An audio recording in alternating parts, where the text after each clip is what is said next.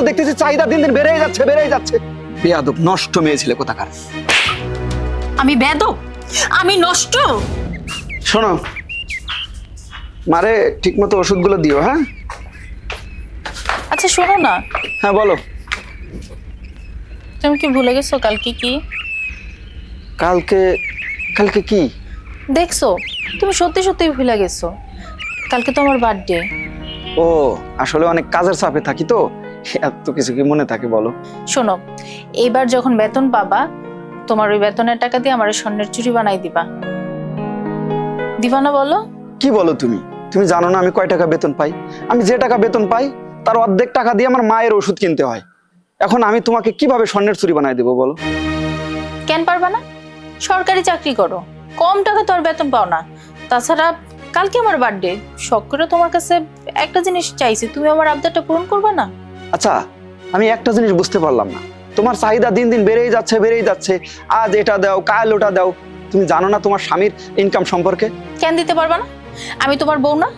আমার কোনো অধিকার নাই আমার নিজের ইচ্ছাগুলো পূরণ করার?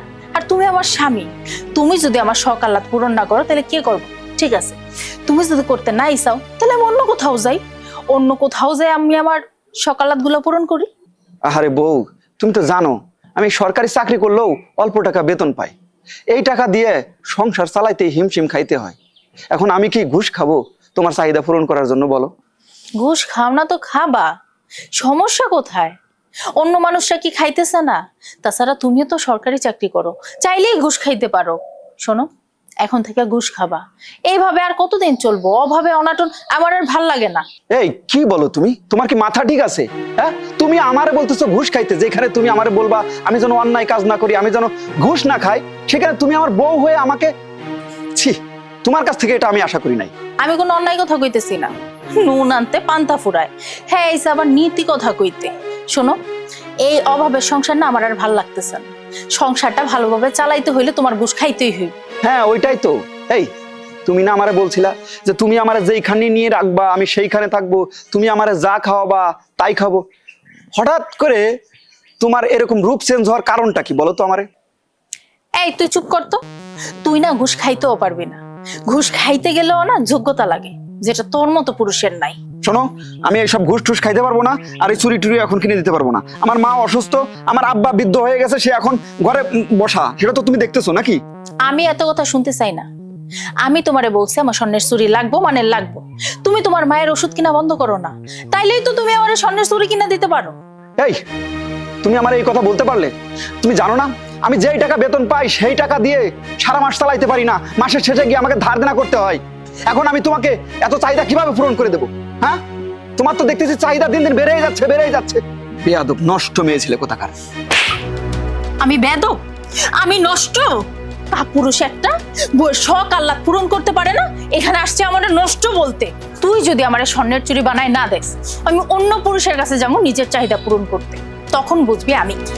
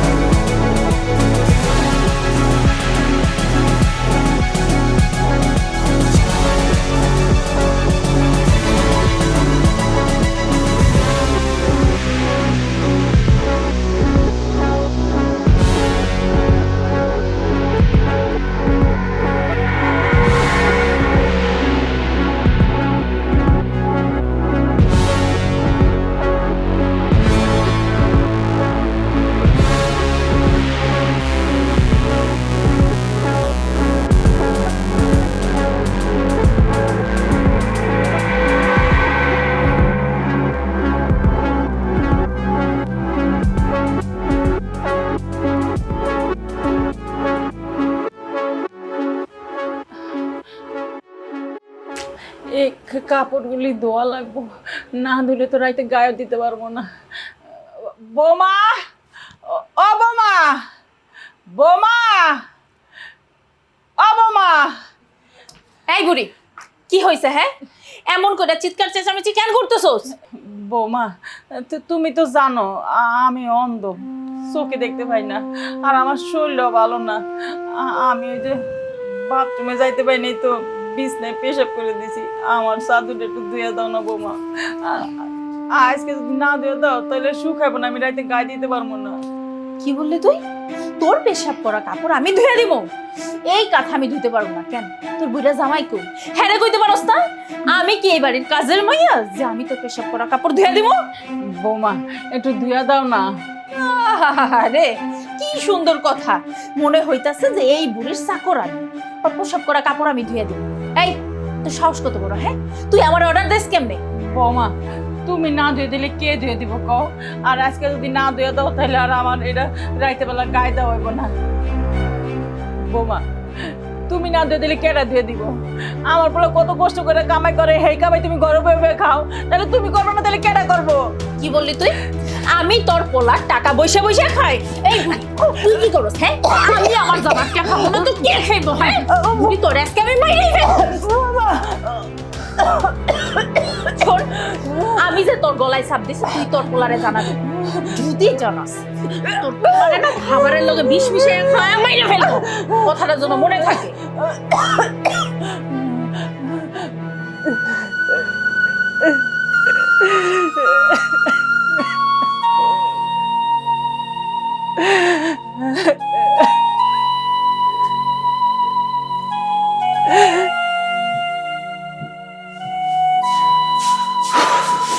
কি অবস্থা বড় ভাই? ওমা, আপনার মন খারাপ কে? মন খারাপ হইব না? মন কি ফুর্তিতে থাকবো? তোরে যে কিচ্ছু হইব না। তোরে আমি আজকে 10টা দিন সময় দিলাম, তোরে কইলাম সবুজের বোন নাম্বারটা আমার একটু আইনা দে।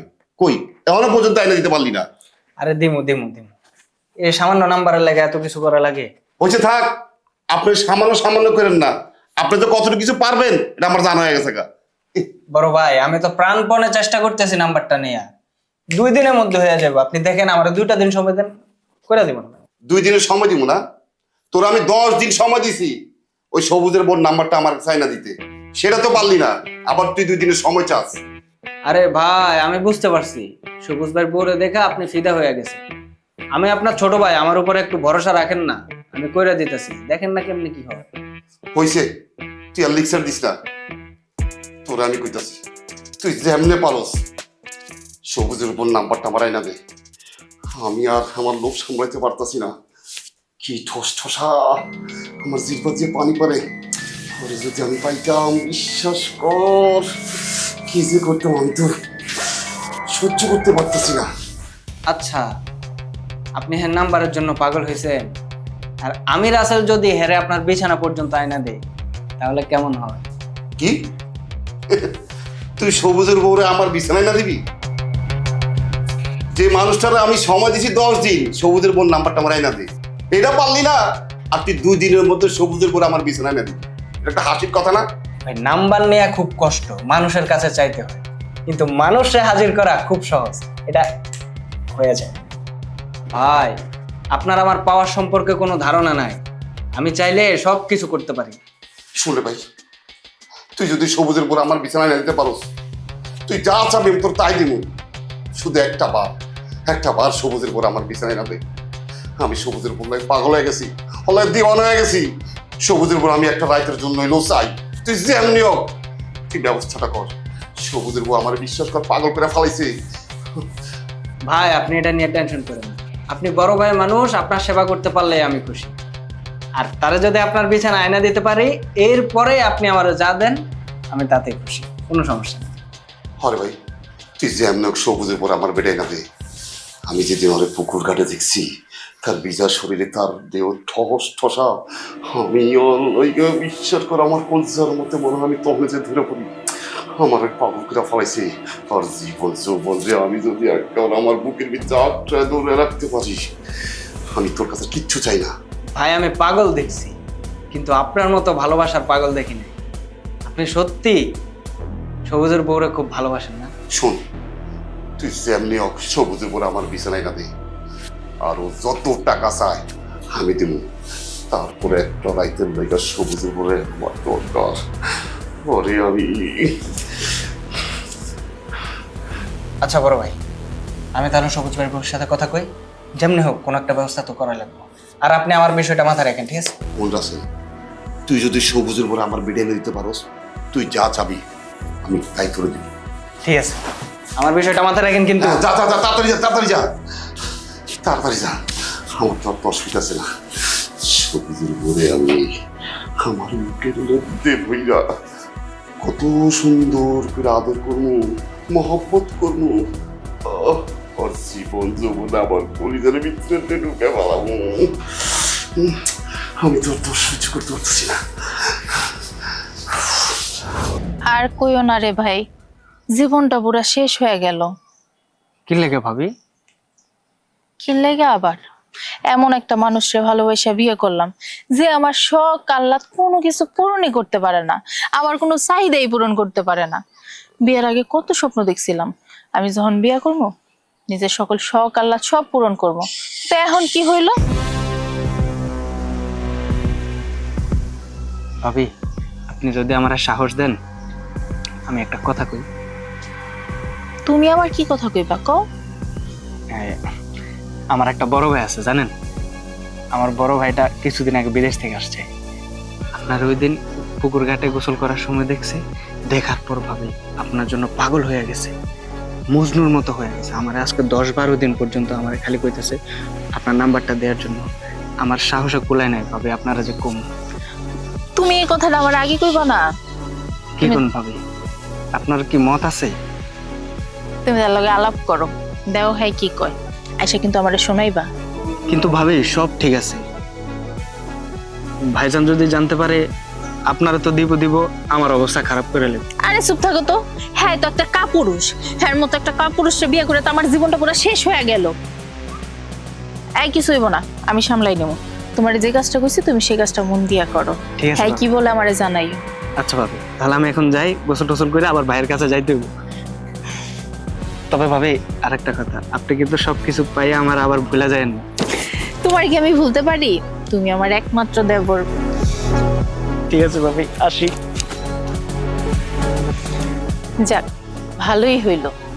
এবার তাইলে আমি আমার মনে সকল শখ আহ্লাদ পূরণ করতে পারবো। এই কাপুরুষটার সাথে থাকতে থাকতে আর এই অভাবের সংসার, আমার জীবনটা পুরো শেষ হয়ে গেছে।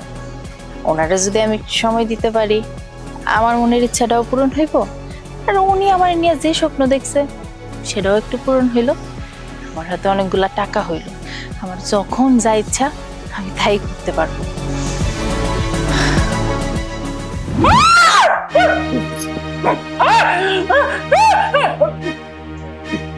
বোমা, বোমা তুমি আমার খাবার দেখি মরিচি করে দিছো। তুমি নেই দেখি নেই এই জিনে কো ক্যা চাহিয়ে।